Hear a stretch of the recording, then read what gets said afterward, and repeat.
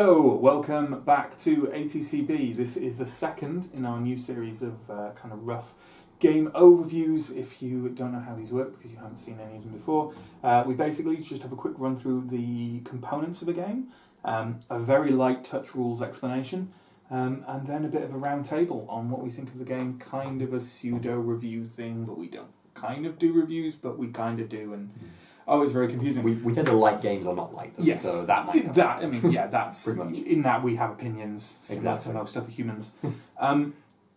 So today we're covering Quarriors. Now, we're not going to go massively in depth into the different expansions of stuff, although there are plenty of expansions for Quarriors.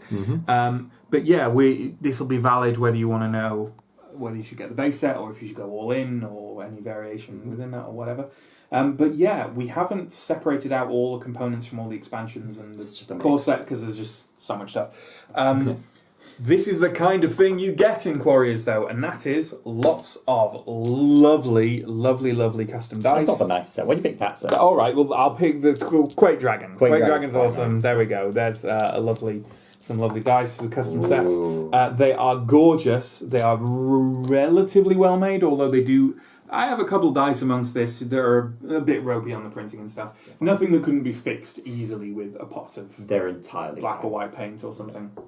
And you get these cards which represent creatures you can summon and spells you can cast. And essentially, Quarriors is a what I believe the makers refer to a dice building game, which is it's similar to a deck building game in that you draft different dice to pop into your dice bag. You then draw them out as kind of hands of dice, essentially. Roll them. They provide you your mana and your creatures and things like that. And then you battle it out between you for glory. You gain glory by still having creatures on the board when the turn comes back round to you. The creatures have different levels and attacks and defences. Yeah, I mean, I could go further detail into the rules, but this isn't for teaching you. This is for, does that sound like the kind of thing you want? The expansions add various things, mostly, to be honest, what they add is just more creatures, more spells, and the like. There are, I believe, if I'm correct, 5 expansions out of Quarriors, unless some of them have come out behind my back. Sounds like fun. The first is called Rise of the Demons. I believe the main thing that adds is kind of negative quiddity dice that you can put in your opponent's bags. Rise of the Demons, it should be pointed out, is super difficult to get hold of. It's out of print. And I don't believe there's any plans to reprint it. It sounds fun as well. It sounds really fun, and we don't have it, and that's a shame. And as I said in the Quad Facts video, if you want to send it us for free, anyone, that's fine. Can't see it. The next expansion is called Quamageddon. That adds a load of creatures and spells, but the main thing it adds is extra rules to do with how you cull your creatures, how you remove them from your bag after scoring, that make the game pretty much completely better. It certainly makes it longer and more tactical. It makes it more of a game. More tactical, it should be said. We'll get onto that later. And he's excellent. You should play with those rules even if you don't buy Quamageddon. You'll be able to find them online or just watch one of our playthrough videos, which are in the video description below. Then there's Quarterfacts, which adds a side system of questing, which is an alternate way of scoring, which is fun and cool. It's really good. It's in many ways the full expansion, I'd say, is the one most worth buying because the Quamageddon rules are kind of essential, but they're also easily mockable up. You don't need the expansion to play with them. Whereas this is a whole side system added on that you do need the cards and the dice for and stuff that adds to the game significantly. That is of the ones we have. We don't know how good the demon one might be. I don't know what the demon one is. The rep actually isn't great, but really? I think that was more value for money than anything else. The last expansion, which is 5th, not 4th, which we haven't played yet, but which I own, is called Light and Dark, and that essentially adds a different quiddity system to the game. Quiddity being the mana you use in the game. Whereby you have constant larger quiddity dice that aren't in your bag that you just roll every turn. And that removes these dice from the game. We don't have standard ones. Yeah, so I think it's just like a more constant. It reads interesting. I haven't played it yet, so I can't comment on how good that is. But yeah, that's kind of Quarriors. With regards to pricing, it's quite an expensive game to go all in. There's a lot of custom dice in it, and they're going to cost money. The base set, I believe, it usually retails between £40 and £50. I'll leave you to do the maths on that yourself if you are using dollars or euros or anything else. You get quite a lot of dice in the base set, enough to make up different games. You do. You get enough for a strong variation and a strong game on its own without the expansions. Yeah. The expansions, of course, help. They add massive variety to the game. But yeah, they are 40 to 50 quid might be a lot for you if. If you compare it to a miniatures game or something like that, maybe, I don't know. Depends how much you like custom dice a lot and how much you like the game in general. I do like custom dice a lot. The big box expansions, which come with big trays for storage of dice, which is something the game is very good at, they retail for around £30, I think, which, even though I love this game, is a bit expensive for what they provide, because they usually come with about 7 new creatures and spells and some rules. So usually you open it up and you go, wow, this box is about a third full. But having the big trays is nice. But yeah, they're on the pricier side, I would say. And that's kind of Quarriors. So what we'll do now is put an amazing high-tech transition in. Woo! And then we will all sit down. I thought it was them. Woo! Yeah, that was it. Yeah, that was it. We are still. Yeah, that was shut. And then we'll talk a bit about Quarriors in a bit more detail, in a more reviewy sense. Transition. Right, Quarriors. The end transition. Yes, and John's here now too. Where was he before? Was he behind the camera? You'll never know. So Quarriors.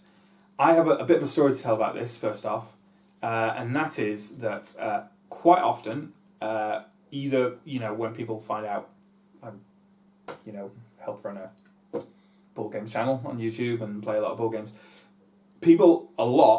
both people who are board game nerds and not board game nerds, ask me what my favourite board game is. I always feel like I shouldn't answer with Quarriors, because it's a silly little card, dice building, very random. It's not the most intense or strategic board game out so there. I always feel like I shouldn't say Quarriors, but I end up almost always saying Quarriors, and I think it probably is. And here are my reasons. It's the components are insanely pretty. I love custom dice. I do love custom dice. I'm biased in this, but these are the nicest custom dice I own. I don't think they're the highest quality. They're pretty good quality, but the design of them, all the different colours, and I just love it. I'm a sucker for really strong, vibrant design, and these have that. The other reason is variation, especially if you have the expansions, but even the core game has a lot of stuff. The thing is, the different creatures you get 3 or 4 copies of each of them anyway, so there's so much variety. Look at all these creatures that I have now, and all these spells, and each game feels different, and that's great. Another reason is it's for 2 to 4 players, which is something we should probably say in the body of the thing, and something we don't have to consider how many players it's got. It's quite restricted. It plays just as well with 2 players as it does with 3, as it does with 4, and that's excellent. And the other reason, which is much... actually, there's 2 other reasons. One of the other reasons is it's a very relaxing game to play, because a lot of it is random. There's not a lot of tactical thought that goes into this game. Although there is some, and more when you add the expansions. There is, actually, when you get the expansions in, there is there's a bit more, a little bit more, but you're still subject to the whims of die roll and you fate. can do really, really well and just lose dice. So I like a game that, it's very nice to have a game you can chill out with. The last reason, which I can't qualify or quantify really, I am always happy to play this game. Anytime, if I'm up for playing a game at all, I'm up for playing Quarriors. And that's true of very few games. Very few games. Do you know what? I agree with you completely there. I think I know why it is for me. I always enjoy playing Quarriors because I know it's kind of because of the dice mechanic that if I lose or I do badly, I never ever feel bad.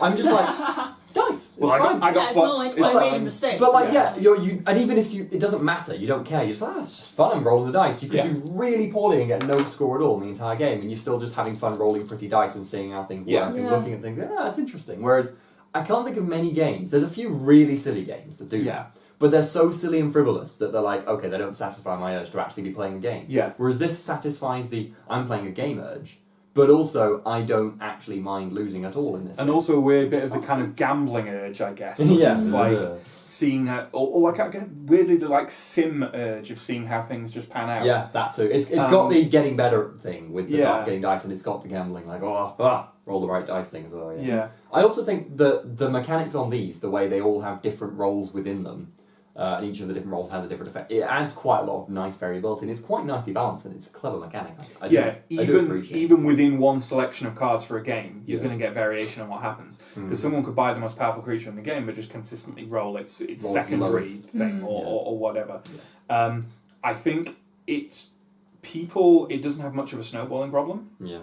People can jump from behind quite easily because it's so random, to be honest. It's very rarely a shutout. It's quite frequently quite hard fought near the end, even against beginners. I would also say it's a tremendous gateway tabletop game. Most people who are in any way familiar with other vaguely nerd related, even if I guess it doesn't need to be a gateway if you have played Magic, but if someone has only played Magic, which is less of a thing now, I realise, than it was 10 years ago, then people will instantly be familiar with the concept of summoning creatures and fighting each other. Hell, if they've only played a handheld Pokemon game, right, they'll be familiar with the rough concept of picking a creature out and throwing creatures basically against each other. Everyone's going to be familiar with the concept. And also look at just the appeal of this. If you put this on the table and go, look at all these great colourful dice. I don't think... I feel like it's nice because anyone who's never played it before can both enjoy it and win it first game, which is something that cannot be said for a lot of games. And I tend to find regular viewers will know that I can be very indecisive when it comes to my turn. With this, even though on your turn there's no wrong answer, which means there are several right answers, which therefore means there is an optimum answer. Oh god. Whereas with this, it's never really overwhelming. Like, you need to take a moment to read the cards, because reading the cards is totally a legit strategy.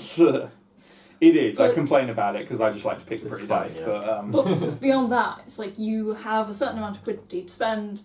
Your choice of doing that isn't really overwhelming. So even if you are quite indecisive, it's still going to be a relatively quick turn. You've got loads of choices, but it's not. It's not the worst of those choices isn't. Okay. It's still going to be all right. Yeah. As well. And it's not going to fuck you, or it's not going to overall. Not overall. What are the negatives of Quarriors?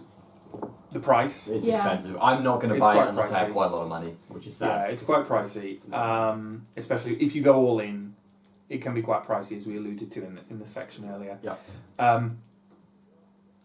If you're, and this is bleeding into a kind of who to recommend it to rather than an overall negative of the game, because I don't think it's a negative. It depends on your point of view. If your gaming group, or you, or whoever, are very much into tactical decision making, a minimum of chance in your games, and a lot more kind of like direct competition against each other in a way you can control, this is not the game for you. Yeah. This is so not the game for you. It's not really a very activation efficiency sort of game. No, it is not. That's become a term for us ever since someone criticised us for our activation efficiency. I'm sorry. Sorry if that was you. At which point we were like, yeah, that's not really why we play games. But yeah, it's not for you, I guess, if you are a more traditionally hardcore tabletop gamer. Although we play those games as well, and we play these games. If you can appreciate both, you'll probably appreciate this. Yeah. So yeah, I am aware. One thing I'm aware of is that when this game first came out, there was a big buzz about it. And a lot of people really loved it and then soured on it really quickly.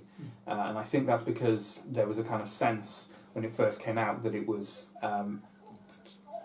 Let John do what he wants. There was kind of a notion maybe that it was more than it was, and it was a genuinely interesting tactical thing, and then people realised it is mostly random chance. Yeah. But it's dice. What do you expect? I don't know. I don't know why it's they a dice think that. roll. I don't know why they think that, but... yeah, I know that was a kind of thing with the game, and if you've let that, prejudice you against it, I mean, there are valid concerns there. If that's the kind of thing you don't like, I- then sure. I but- could see people buying this and then not playing very much because it wasn't quite the game they expected it. Sure. I totally believe Yeah. that could have happened. Having said that, I think we've made a fairly good case for the game, and if Yeah. it does sound like something you want, ATCB over the top thoroughly recommends this Yeah, game. we already if it like sounds it. like your kind of thing. Mm-hmm. It's one of the few games we own collectively that everyone likes. Yeah, we all just. To varying degrees, but everyone likes this game. I've never thought. I don't really fancy. I've playing never Warriors. played this with someone who didn't like it. Yeah. I think the main reason I've ever not wanted to play Quarriors is just the sound of the dice, which I Yeah, because you're a bit Fine, that's- misophonic. Whatever that is. Yeah. It's like the Yes. opposite of ASMR, right? Yeah. yeah. bit like Yeah, for a that's- thick tip. We can't really complain at Quarriors for that. No, that's, Your that's, dice don't sound nice enough. but that's most games for you, to be fair. It's true.